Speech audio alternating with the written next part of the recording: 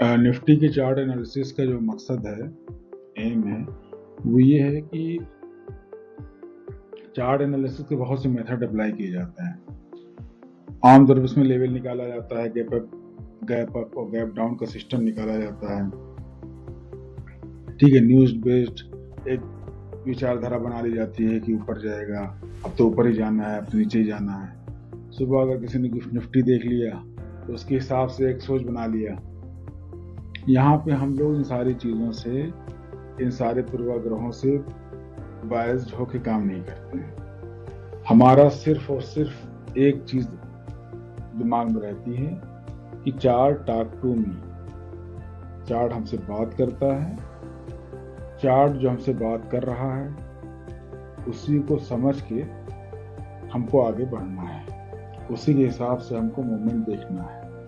Direction में भी हम बायस्ड नहीं हैं।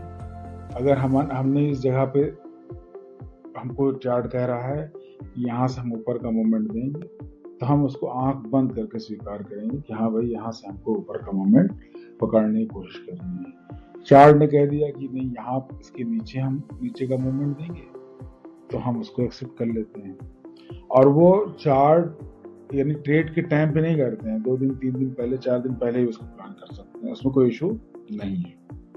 ऐसा नहीं कि आज ट्रेडिंग हो गई, आज की मार्केट बंद हो गई तो आज ही शाम में हम प्लान कर लेंगे।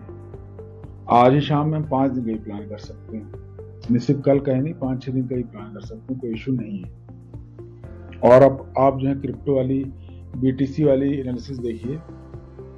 BTC की जो वीडियो पड़ी हुई है उसमें 22 मई से 2 जून तक का है, और 22 मई से 2 जून का लगभग जो है 11-12 दिन का है। तो अच्छा, ये 24 आवर मार्केट है,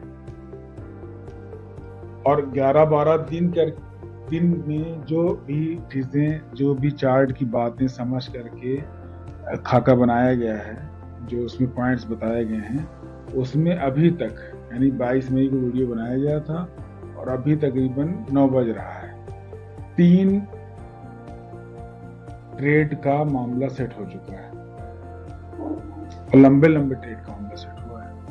जबकि जो उसके अंदर हम लोगों ने वीडियो के अंदर जो चीजें डाली हैं उसमें बहुत मिनिमम टारगेट दिया हुआ है। मिनिमम टारगेट इसलिए दिया है ताकि जो लोग नए लोग हैं, एंट्री करते हैं, छोटे अमाउंट वाले जो एंट्री करते हैं, जिनमें पेशेंस की कमी है, वो भी अपना काम बना लें। तो वो BTC वाली बात इसलिए बतानी पड़ी कि देखिए उसमें 10, 12, 13 दिन का प्लान है, और यहाँ जो निफ्टी की हम बात कर रहे हैं, निफ्टी की बात में हम सिर्फ कल की बात कर रहे हैं। अभी चार्ट खुद बता रहा होता है कि हम कहाँ से ऊपर का मूवमेंट दे सकते हैं, कहाँ से हम नीचे का मूवमेंट दे सकते हैं, कहाँ हम रेंज बाउंड रहेंगे, कहाँ पे हम रेंज तोड़ेंगे तो रेंज तोड़ने की स्टाइल हमारी क्या होगी। ठीक, और चार्ट की लैंग्वेज के साथ साथ इमोशन लैंग्वेज किसकी, चार्ट की, के साथ साथ हम लोग टाइम के हिसाब से भी प्रोग्राम तय कर लेते हैं। ठीक है, इसको समझने की जरूरत है, ध्यान लगाने की जरूरत है। अगर इसको हम समझ लेते हैं, इसको पूरी तरह समझने का मतलब ये है कि जो बताया जा रहा है वो समझ लेते हैं, परख भी लेते हैं, इसके अंदर कौन से ट्रिक और टिप्स हम लोग इस्तेमाल करते हैं, कौन से स्टाइल यूज करते हैं, उसको अगर पकड़ लेते हैं तो मार्केट में कुछ है नहीं। मार्केट बहुत इजी है, और हमारा बायस्ड होना, इमोशंस में रह करके ट्रेड प्लान करना, वही हमको बर्बाद करता है। चलिए ऊपर के बारे में बात करते हैं। ऊपर के लिए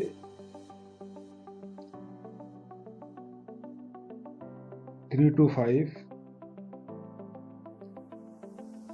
4 to 1,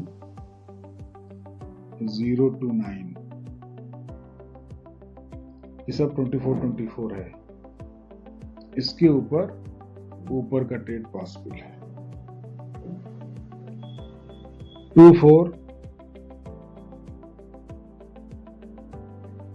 नहीं, 2-3, 689 के ऊपर भी ऊपर का ट्रेड मोमेंट पॉसिबल है, ट्रेड बार बार निकल जाता है।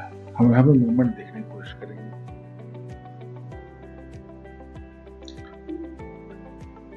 तेईस 415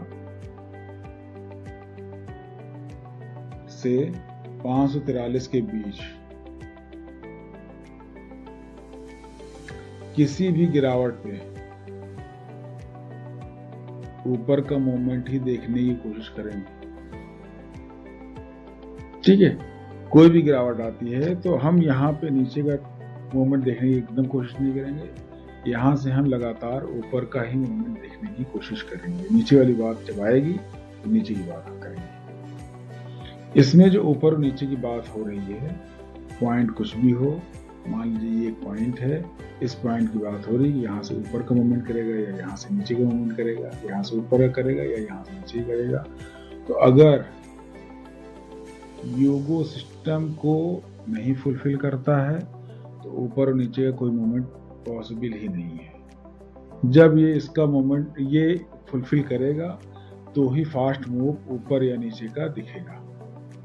अगर बहुत ज़्यादा फास्ट मूव है, योगो सिस्टम को फुलफिल करने की कोई ज़रूरत नहीं है, वहाँ पर हम EMA 2 का इस्तेमाल करते हैं। EMA 2 वाले सिस्टम में योगो सिस्टम फुलफिल नहीं करेगा क्योंकि बहुत फास्ट चलता है। तो EMA 2 सिस्टम को अगर हम पकड़ लेते हैं तो यहाँ पर उस पूरे मूवमेंट को हम आराम से चेस कर लेंगे। ठीक है, अब आइए रेंज के बारे में बात कर लेते हैं। रेंज में 24,285 218 के बीच कोई भी नया मूवमेंट पकड़ने की कोशिश नहीं करेंगे। रेंज टूटने पर ही मूवमेंट मिलेगा और रेंज टूटने का सिस्टम जो बताया गया है उस सिस्टम के तहत अगर काम करेंगे तो ही हम मूवमेंट को पकड़ पाएंगे। दूसरी जो रेंज की जगह है वो है 24,145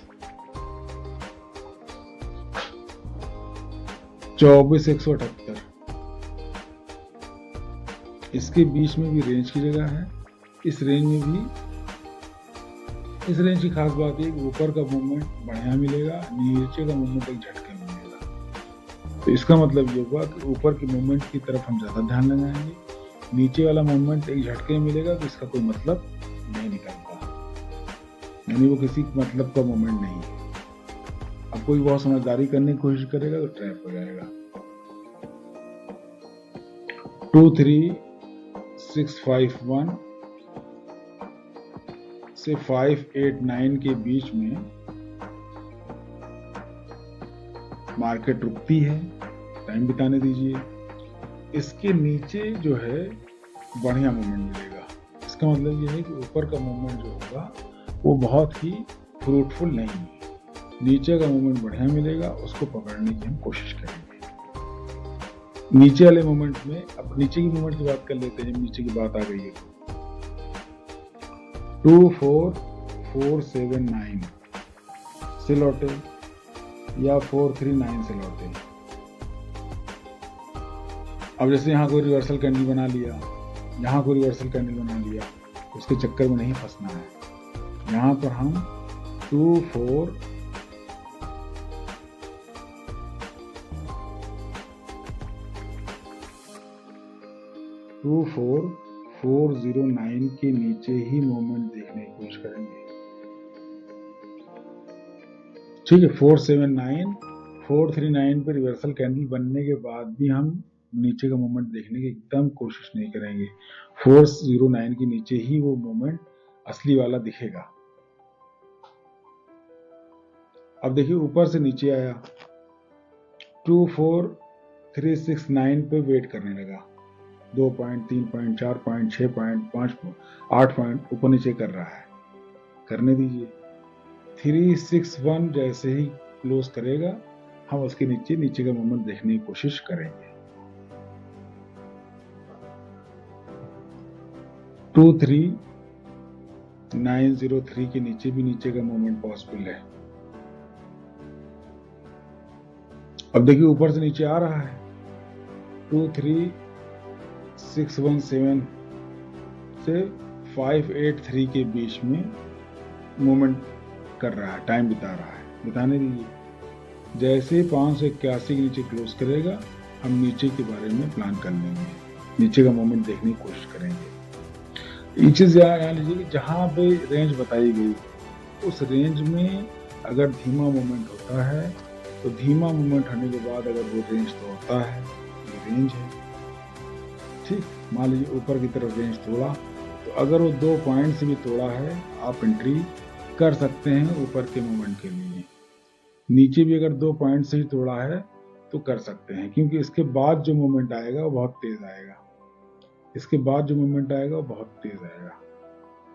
ठीक है, तो छोटा सा स्टॉप लॉस लेकर के एंट्री की जा सकती है। यहाँ पे समझ लीजिए कि जो रेंज होता है ना, रेंज में अगर वोलेटिलिटी कम है, धीमे धीमे काम कर रहा है, तो रेंज तोड़ने के बाद वोलेटिलिटी बहुत ज्यादा हो जाती है। तो बिटकॉइन वाला जो वीडियो है उसको भी देखिएगा, तो वहां पे आपको 10-12 दिन का पूरा फ्रेम दिखेगा कैसे उसके अंदर प्लान किया गया है। और ये जो निफ्टी वाला है, निफ्टी में देखिए चार्ट ने क्या बताया है, क्या समझाया, हम कितना हद तक उसको समझ पाए हैं और समझने के बाद कितने अच्छे ढंग से एक्सप्रेस कर पाए हैं। तो कोशिश करिए लगातार सीखने की, और चैनल को सब्सक्राइब करिए, शेयर करिए, लाइक करिए। कल फिर मिलते हैं।